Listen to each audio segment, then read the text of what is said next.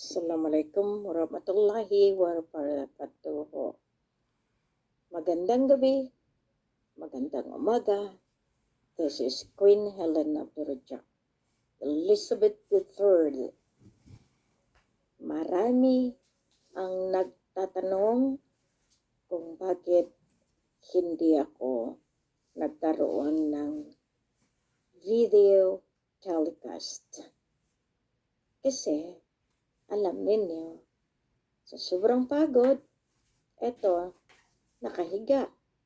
Pero, naggagawa ng ating voice messages sa buong mundo. Nakita ninyo, marami nang nadiscover ang ating mga kasamahan. Marami ang mission na ito na nilagyan ng kulay. Marami ang planted, marami ang naging paraan nila para bantayan kung ano ang movement.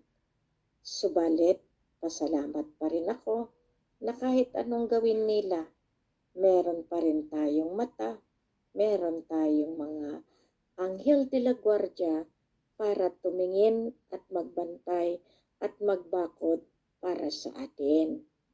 Kaya ngayon, sabi ko nga kay Sultan Kelly, pasalamat tayo sa mga mabubuting loob na nagpadala para masustentuhan muna natin ang ating mga kasama na mga peacekeepers sa loob ng likwasan.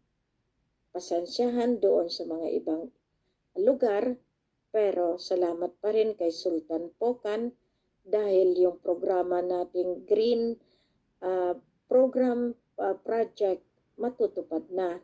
Yung mga seedlings na natanim, ilagay natin sa kampo sa ligwasan para at least hindi na mahirapan pagdating sa gulay dahil punong-puno ng tubig pa rin, kaya pwedeng hydroponics, pwedeng ikabit lang, nakatali, pero at least meron ng gulayan na mahaharbisan ang ating mga puwersa. Maraming salamat sa koordinasyon na ginawa ninyo. Dito, talagang natutuwa ako dahil nakarecover ng husto ang ating kapatid na Sultan dahil nga siyempre akala niya na wala nang tutulong sa kanya. Sa kagipitan, naaasahan ko ang mga tao na merong puso na talagang tulungan na makasurvive muna tayo. Sa sobrang delay ng ating mga grasya, alam natin na talagang meron din tayong kasangga. Kailangan natin magtuloy-tuloy ang ating mga trabaho at huwag nating pabayaan na masabotahe ang bawat isa. Kaya nga, ipagdasal natin, huwag nating hayaan na ang black magic ay tuloy-tuloy magsira sa bawat isa sa atin. Pinagdadasal ko rin yung mga may sakit na mga kasamahan at iyan ay sinusumiti natin mismo sa ating mga media na makita nila, no? Sinusumiti ko rather sa ating mga divine healers, no, na talagang sinisikap nila na mabantayan ang ating mga pangangatawan. Sa ngayon, alam ko, mahal na prinsesa ng ating tagabantay, lalo na rin sa Cyberwatch natin, na talagang kinakapture na nila ang bawat mga naglalagay ng hindi maganda. Pero ika nga, sabi ko, para wala na lang masakit na marinig, huwag nyo na lang basahin, huwag nyo na lang i-click. Kasi masaya yan sila kapag na-click natin dahil alam nila makakarating sa akin. Huwag nyo na lang paratingin, hayaan nyo na lang ang mga investigador na humawak niyan. Pero kayo may karapatan para maipon ninyo lahat iyan kasi darating naman talaga ang araw na mag-iipon ng lahat ng ebidensya. Ngayon, yung pinaipon kong mga papeles, diretso nyo doon sa address kung saan ko pinapadala. Kayong mga liderato, maraming salamat dahil hindi kayo natitinag sa bawat pagsubok. Dumating na ang sinabi ko sa inyo. Dumating na talagang himay-himayin ang bawat isa. Dumating na ang araw na lahat sila ay magkaroon din ng kanilang programa dahil sila ay meron ding boss na tinitingnan. Kaya nga, nung lumantad na, masaya ako. Masaya ang mga lolo. Mas lalong masaya si Lola dahil anong sinabing ng ating engkantada sa loob ng ligwasan? Pabayaan sila. Ngayon, kinokontra nila ang bawat pananalita nila. Kaya nga tawa kami ng tawa dahil sa sobrang anting-anting nila, lumabas tuloy na hindi sila naniniwala mismo sa hawak nila.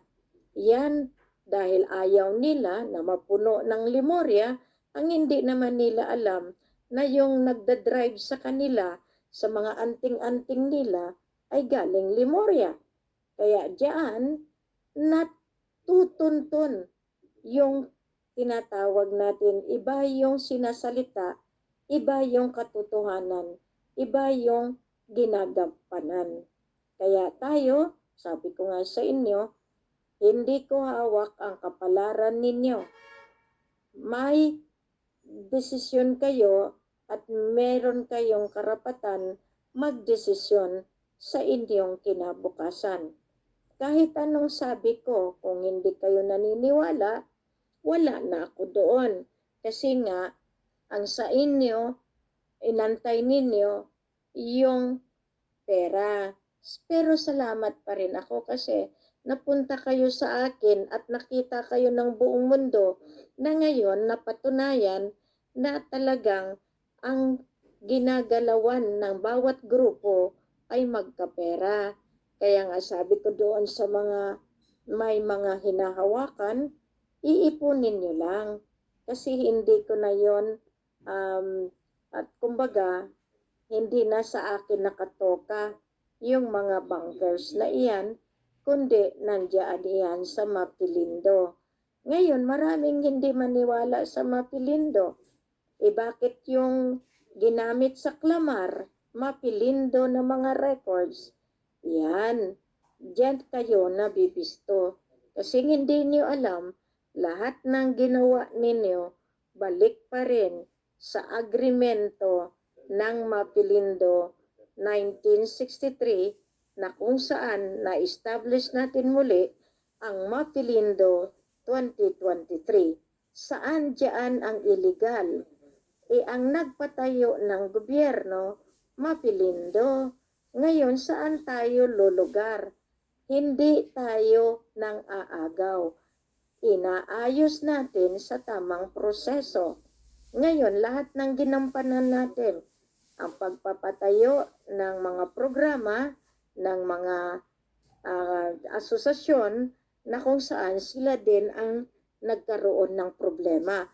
Ang problema na iyan, susulbahin iyan dahil meron tayong taga-resolba. Ngayon, hindi ko na rin yan basta-basta bibitawan dahil, kumbaga, ang ating Imperial Federation of Farmers and Fishermen, may kalalagyan yan. Kasi ang ginawa nila, hinarangan.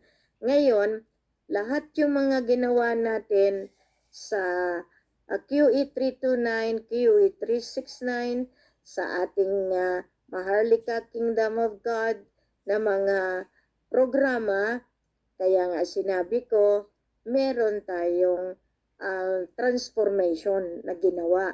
Kasi diyan din nag-ugat ang yung Maharlika investment funds. Kaya ngayon, sa sobrang lito ng tao, hindi na nila mawari na iisa lang pala ang tinutumbok. ang pagpalabas ng grasya para sa pangkalahatan. Ngayon, kung ayaw pa rin nila maniwala, sa kanila na yan.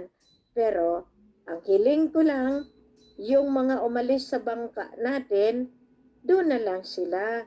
Kasi mahirap din yung ma-overload tayo. Kasi sa atin, naka-timing na. Kaya sabi nga nila, total, maniniwala lang sila kapag nandoon na tayo sa pwesto. Pare-pareho naman talaga yan ang mga wordings nila. Bago nila binenta yung puwersa natin, yung NLFSP, binigyan din ako ng termino, 2017. Kaso nga lang, sila rin ang humarang. Ngayon, platada sa platada, napatunayan. Dahil nga, ang tagaharang, alam din nila. Kasi, na-expose na nga ngayon. Binaliktad tayo. Ngayon, paano yan? Kung sila ang babaliktarin, kasi nga, sila yung mga planted rice. Planted para at least malaman bawat galaw. Yun, ngayon, nakita na nila. Bakit nila ariin yung mga organisasyon? Bakit ariin nila yung mga itinatag natin? Pero hindi naman sila susunod sa atin. Sino ngayon ang may karapatan? Ang nagpundar? O ang nagklamar? O ang nagsabi silang naghirap? Pero ang hindi nila alam na natuntun natin kung sino talagang mga kasama na nagpakahirap. Yan. Pero ang sabi nga sa atin, mahirap din yung nagpapakahirap na hindi naman nila tinitingnan yung tunay na dahilan. Ano nga bang dahilan ng paghihirap? Naghihirap tayo dahil sa kasalanan ng iba na ipinapataw sa atin. Naghihirap tayo lahat dahil sa pagharang nila. Ngayon, babalik ta rin nila. Ebidensya sa ebidensya. Ika nga, sabi nila, ilabas natin ebidensya. Yun ang dahilan na iniipon natin yung kasangga natin. Lahat iyan magsilitawan. Kasi, kayo ang mas nakakaalam ng inyong ginagampanan. Maraming salamat. Magandang gabi, magandang umaga,